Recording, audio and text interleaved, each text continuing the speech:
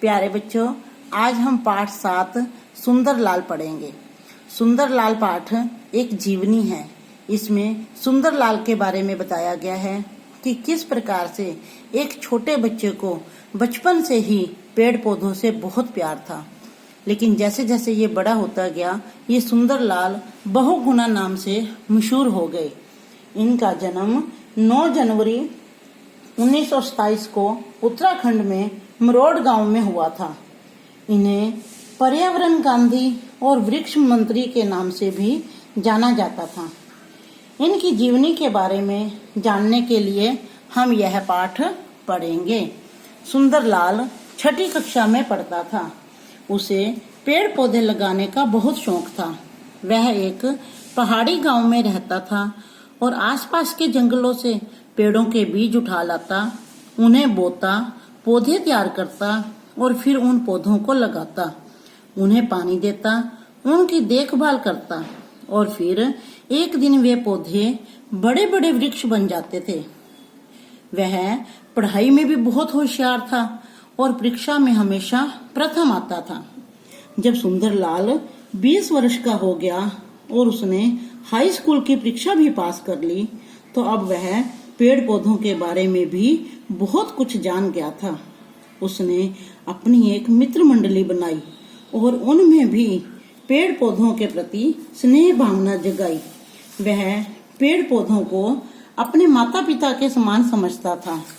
उसका कहना था कि जिस तरह से माँ अपने बच्चे के लिए सभी दुख सहन करती है, उसी तरह से ये पेड़ पौधे भी सर्दी, गर्मी, बरसात, जाड़ा, धूल आदि सहन करते हुए हमें सुख देते हैं।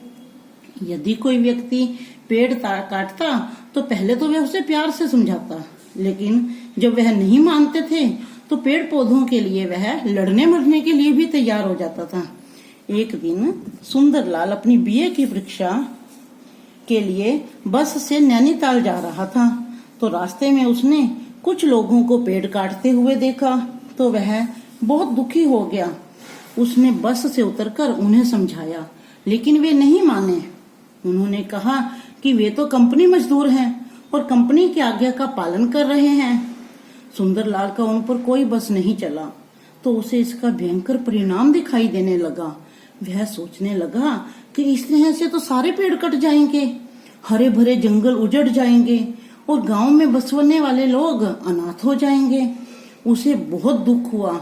उसने गांव में आकर अपनी मित्र मंडली की सभा को एकत्रित किया और गांव के लोगों को भी इकट्ठा किया और उन्हें पेड़ पौधों का महत्व समझाते हुए पेड़ कटने से उत्पन्न होने वाले खतरे के बारे में बताया। और यह सब बताते हुए उसकी आंखों से आंसू छलक आए।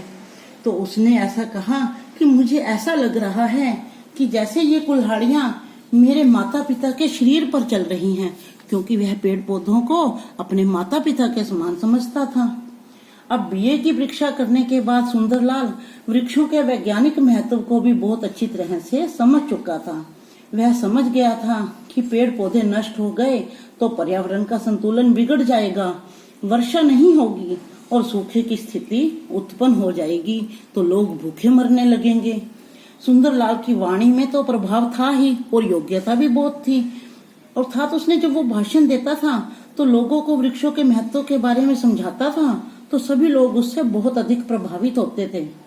सुंदरलाल ने जब लोगों को यह सब बात बताई कि हमें पेड़ पौधों को किस प्रकार बचाना चाहिए, तो लोग उसकी बात सुनकर बहुत प्रभावित हुए और उन्होंने सुंदरलाल का साथ दिया। उसने मित्रों के साथ मिलकर आसपास के सभी गांवों में यात्राएं आरंभ की, वहां पर सभाओं का आयोजन किया और लोगों को वृक्षों के तथा उनके कटने से सिर पर मंडरा रहे खतरे के बारे में बताया। उन्होंने लोगों को सावधान किया कि यदि वृक्षों की कटाई इसी प्रकार से होती रही तो यह धरती रहने लायक नहीं बचेगी। उसने सरकार को भी अनेक पत्र लिखे। तरुरक्षण एवं वृक्षरोपण संस्थान का गठन किया। तरुरक्षण अर्थात पेड़ों की रक्षा करना और वृक्षारोपण नए नए वृक्ष लगाना। इसके साथ ही वृक्षों की कटाई रोकने का एक ढंग भी समझाया कि जब भी कंपनी मजदूर या कोई अन्य व्यक्ति वृक्ष काटने लगे तो पेड़ों से चिपक जाओ, जिससे वे पेड़ों को न काट सके। और यदि वे पेड़ों को काटने लगे तो उनसे कहो कि पहले हमें काटो, बाद में पेड़ों को काटना। और सुंदरलाल के इस आंदोलन को बहुत अधिक लोकप्रियता मिली। जहाँ भी कोई वृक्ष को काटने लगता तो लोग उस पेड़ से लिपट जाते। इसी से चिपको आंदोलन की शुरुआत हुई। सुंदरलाल का चिपको आंदोलन बहुत अधिक लोकप्रिय था। तो बच्चों, हमें भी सुंदरलाल की तरह पेड़ पौधों से बहुत अधिक प्यार करना चाहिए। पेड़ पौधे हमारे लिए हमारे माता पिता के समान हैं। वे हमारा पालन पोषण करते हैं, वे हमारा पालन पोषण भी उसी प्रकार करते हैं जिस प्रकार हमारे माता पिता करते हैं। और पेड़ पौधों को काटना उचित भी नहीं है, क्योंकि पेड़ पृथ्वी से कार्बन डाइऑक्साइड लेते हैं और हमें ऑक्सीजन देते हैं। सांस लेने के लिए वायु को शुद्ध बनाते हैं। पेड़ कटने से हमें शुद्ध वातावरण नहीं मिलेगा। अतः हमें यह प्रण लेना चाहिए कि हमें अधिक से अधिक पेड़ लगाने हैं। अंत में बस मैं इतना ही कहूंगी कि पेड़ों को लगाना है, पृथ्वी को हरा भरा बनाना है। धन्यवाद।